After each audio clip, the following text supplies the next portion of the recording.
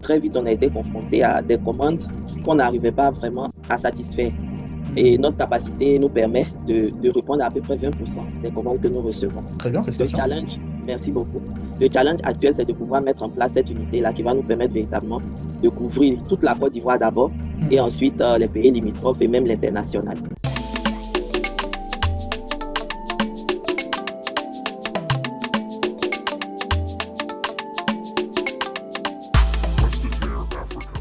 Merci beaucoup, Madame Denis, d'avoir accepté notre invitation donc, pour cet échange. C'est pour notre podcast intitulé Presenter Africa. Donc, le but, c'est de pouvoir donner un peu de la lumière à des professionnels qui sont en Afrique, donc qualifiés, qui réalisent des projets sur le continent en vue de mettre en avant ces talents africains, donc, qui sont parfois méconnus quand on est dans la diaspora.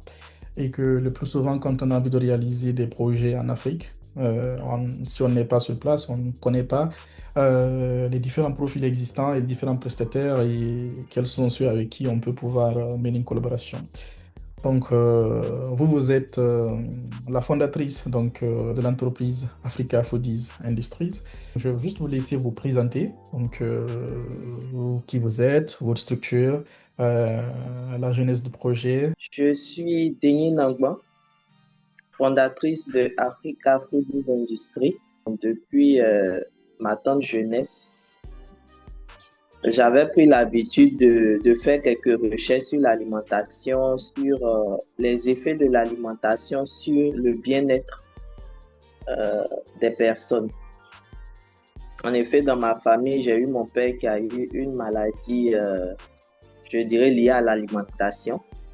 Et il s'agissait de pouvoir trouver des bonnes méthodes pour le faire durer le plus longtemps possible sur la terre. Donc, dans ce cadre-là, je me suis un peu intéressé à tout ce qui est association d'aliments et à leur impact sur la santé. Donc, j'ai commencé l'aventure par d'abord la restauration, la préparation de plats. J'ai été contacté par une clinique de la place qui a demandé que nous puissions faire des plats pour des malades hospitalisés. Parce qu'ils avaient pu consommer nos repas, ils avaient vu qu'ils répondaient quand même à leurs exigences. Donc, à la suite de ça, j'ai dû démissionner de mon poste et me consacrer entièrement à cette activité. Dans un premier temps, il s'agissait de créer de nouvelles recettes sur la base des recettes traditionnelles ivoiriennes et africaines, de les revisiter et puis de pouvoir, à partir des ingrédients locaux, les innover, apporter de l'innovation pour peut-être réduire le gras ou le sucre et puis permettre qu'ils soient meilleurs pour la santé. Et arrivé à un moment donné, on a commencé également à réfléchir sur la question des jus de fruits, puisque les fruits doivent faire partie intégrante de notre alimentation, même si en Afrique, on n'en consomme pas beaucoup. Donc, on a essayé de réfléchir sur des méthodes pour les faire consommer plus facilement par les populations. Et nous nous sommes vraiment concentrés sur tout ce qui est jus de fruits. Parce que en Afrique, les jus de fruits sont beaucoup consommés par rapport aux fruits, on va dire aux fruits entiers. Nous avons créé notre marque qui est Foodies, une marque de jus de fruits local à base de produits locaux que nous proposons aux consommateurs. La restauration, c'était toujours dans le domaine, donc, dans les hôpitaux, où vous aviez maintenant agrandi sur d'autres partenaires? Non, on offre nos plats à toutes les cibles, on offre nos plats aux entreprises. On est plus sur le volet B2B. OK. Donc, on intervient dans tout ce qui est événements, séminaires de formation, repas. On n'a pas fait beaucoup de B2C, on s'est plus axé sur des repas, soit vers des institutions ou des entreprises.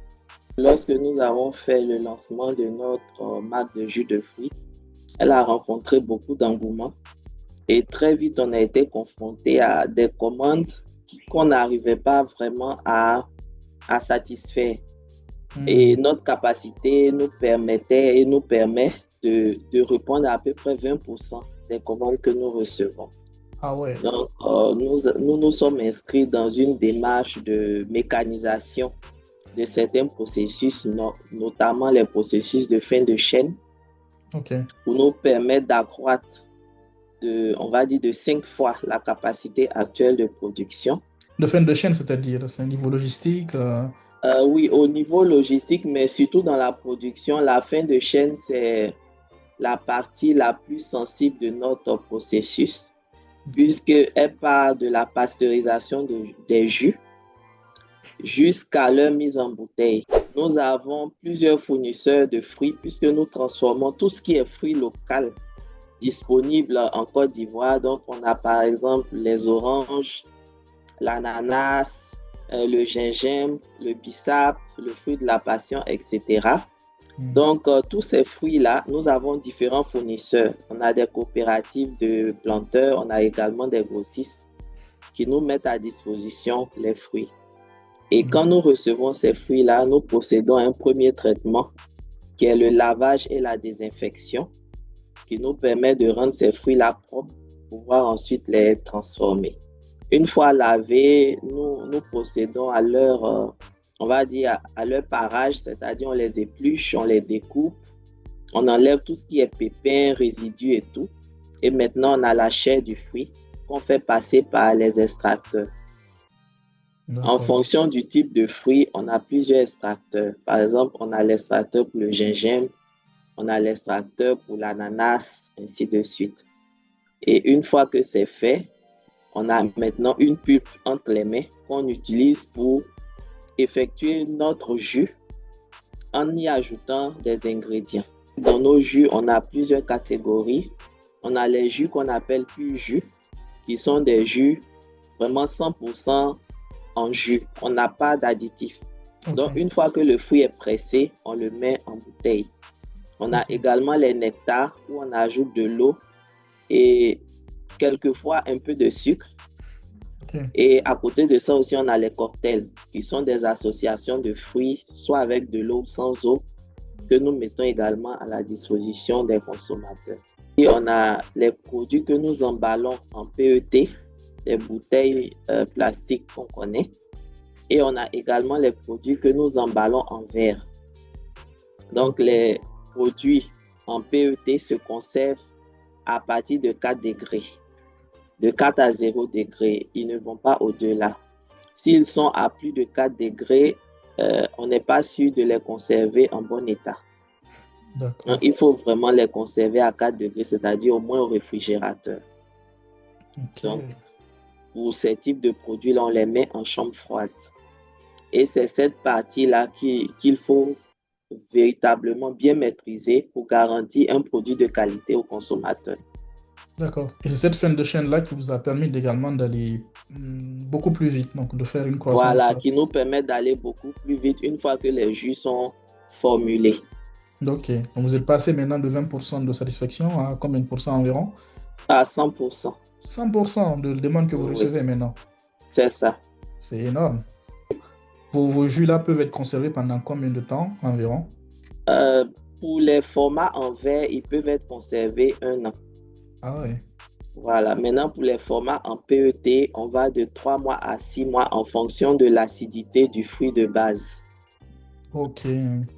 Plus le fruit est acide, plus il se conserve plus longtemps. Mais comme je l'ai dit, pour les formats en PET, ils doivent être conservés au frais à 4 degrés. Et l'État de Côte d'Ivoire nous a fait confiance en nous octroyant un terrain industriel en zone industrielle de Beaunois. C'est très bien, Le félicitations. challenge, merci beaucoup.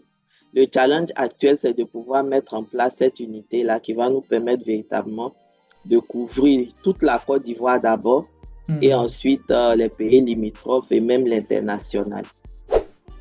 On distribue dans 2 supermarchés, 3 supermarchés également.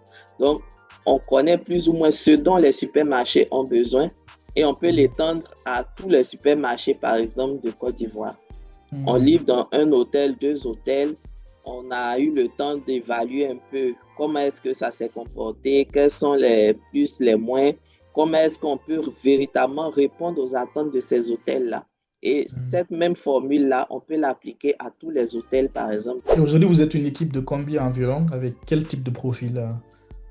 On est une équipe d'une trentaine de personnes avec plusieurs profils, des profils financiers, des profils commerciaux, des profils également techniques, également des profils en termes de qualité, qualité, hygiène, sécurité, environnement. Je tenais à vous dire merci pour l'opportunité que vous nous avez donnée de pouvoir parler de Africa Foodies Industries, de l'activité, de nos projets et de ce que nous envisageons de faire.